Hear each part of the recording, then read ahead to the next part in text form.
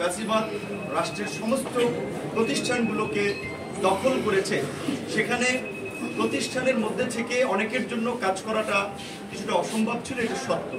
তার মধ্যেও নির্বাচন কমিশন একটা সাংবিধানিক প্রতিষ্ঠান, তাদের স্বকীয়তা এবং স্বতন্ত্রতা রয়েছে কাজে, তারা চাইলে স্বাধীন সিদ্ধান্ত নিতে পারত। 250টিরও বেশি ডিজাইন অপশন নিয়ে ওয়ালটন স্মার্ট ফ্রিজ, বোঝে আপনার প্রয়োজন। বিশেষ করে আপনারা জানেন যে গত বছর নির্বাচন কমিশনে 92টি রাজনৈতিক দল নিবন্ধনের জন্য আবেদন করে, তার মধ্যে দুটো রাজনৈতিক দল গণ অধিকার পরিষদ এবং এবি পার্টি সমস্ত শর্ত পূরণ করায় তাদেরকে নির্বাচন কমিশন নিবন্ধনের জন্য তাদের বিবেচনায় রাখে। কিন্তু তৎকালীন সরকারের গোয়েন্দা সংস্থা এবি পার্টি এবং গণ অধিকার পরিষদকে নিবন্ধন দিতে নিষেধ করায় নির্বাচন কমিশন আসলে নিবন্ধন দেয়নি। এমনকি আমরা ধারাবাহিকভাবে যে আমাদের কার্যক্রমগুলো করে আসছি, আমরা যে গত 28শে অগস্ট আমরা পুনর্বিবেচনার জন্য একটা দরখাস্ত দিয়েছিলাম, সেখানে আমাদের ক্রোনোলজি কিছু কথা আপনাদেরকে একটু জানাচ্ছি।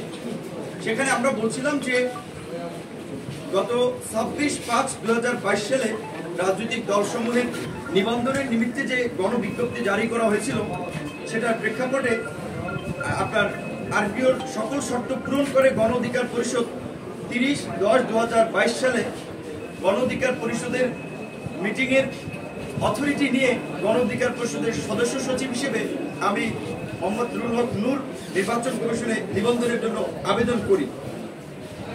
নির্বাচন কমিশনের যে শর্ত ছিল 3টি শর্ত।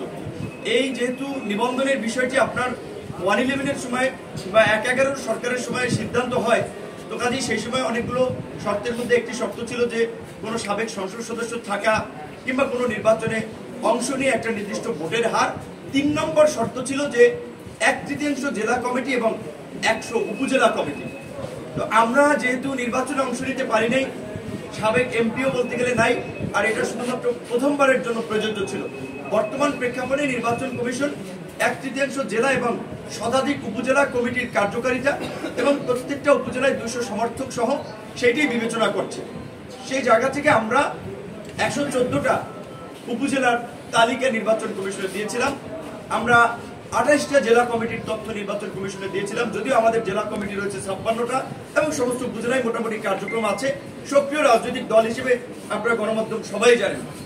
কিন্তু আমরা নিবন্ধনের আবেদন করার পরে আমরা নিবন্ধন পাইনি।